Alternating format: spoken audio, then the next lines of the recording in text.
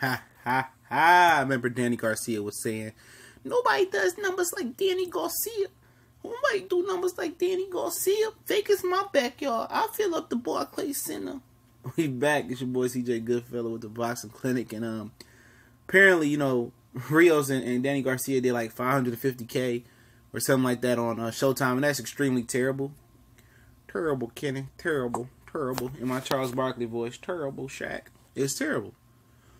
And I salute the boxing fans. I salute you guys for taking a stand, continue to take a stand against the Duck welterweight division's best. Hey, let's keep doing it, man. Let's keep doing it. We ain't gonna be able to get a joint boycott or a joint, you know, no watching Danny Garcia, Sean Porter, Keith Thurman fight. Of course, there's gonna be 550,000 people that at least tune in.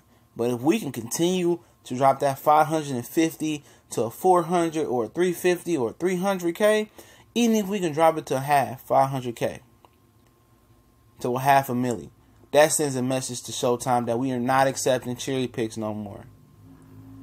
You feel me? That's the exact message we trying to send. Now, boycotting ESPN is a little bit more difficult. They hurting themselves for shitty matchups, and they not cracking $1 million other than 2 fights.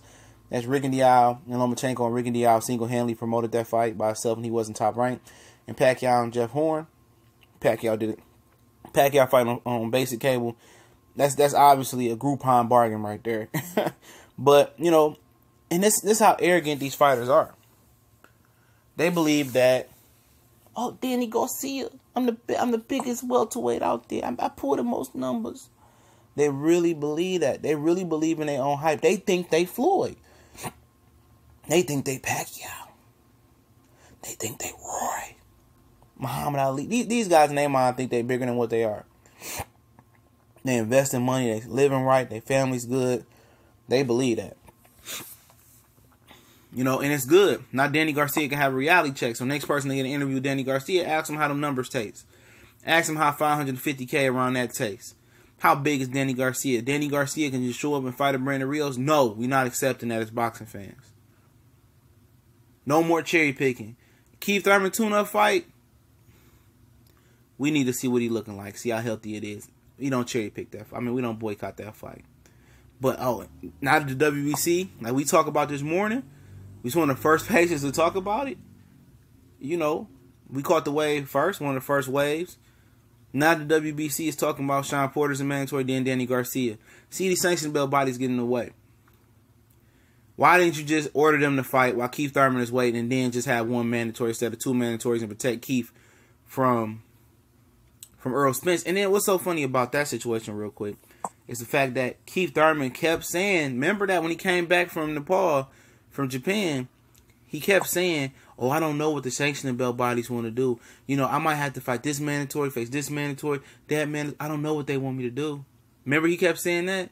He knew damn well he was in contact with Mauricio Suleiman Jr. or the We Be Crook crew, WBC. He was in contact with them. He knew what they was going to order. He knew. I'm not sure that Sean Porter and Danny Garcia knew.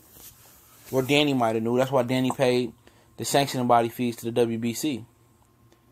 So, instead of them forcing Danny and Sean to fight and only needing 1 mandatory for Keith Thurman is being protected. Not only does he get a tune-up, then he gets a Sean Porter fight, and then Danny Garcia is going to fight another cherry-pick fight like this. And then in the beginning of 2019, he's going to get a Danny Garcia fight. So, not only do we got to sit through a Keith Thurman tune-up, possibly a Sean Porter easy tune-up type fight, a Danny Garcia easy type tune-up fight, then Sean Porter and Keith Thurman at the end of the year, the fight that nobody has real interest in. You dig?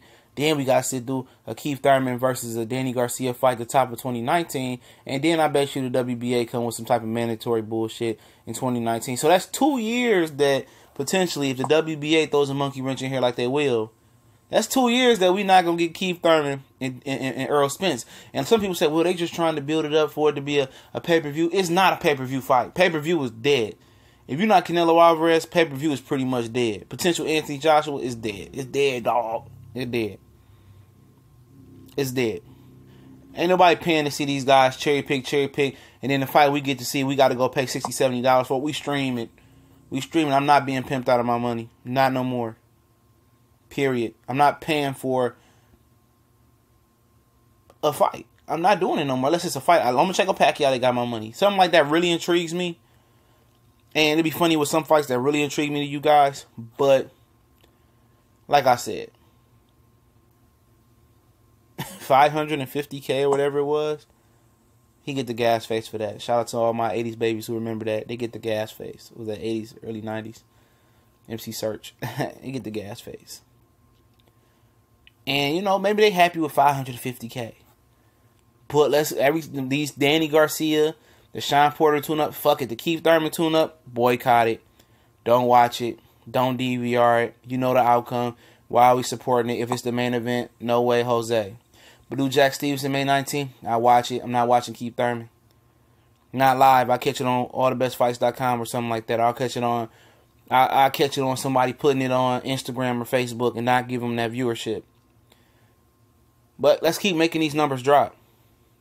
Because Premier Boxing Champions and whoever else out there, they eating too good off the BS.